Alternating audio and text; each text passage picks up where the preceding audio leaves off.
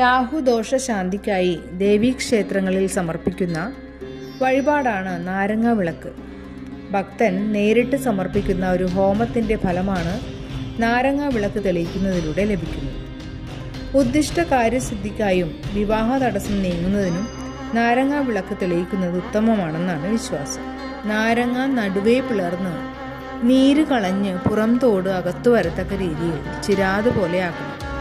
ഇതിൽ നെയ്യ് ഒഴിച്ചു വേണം തിരിതെളിക്കാൻ.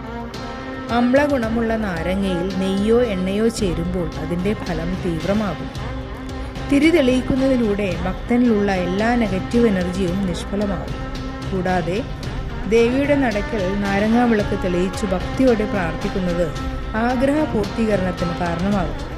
ചൊവ്വ വെള്ളി ദിവസങ്ങളിലെ രാഹുകാല സമയത്ത് ഇത് ചെയ്യുന്നത് കൂടുതൽ ഫലപ്രദമായി കാണുന്നു.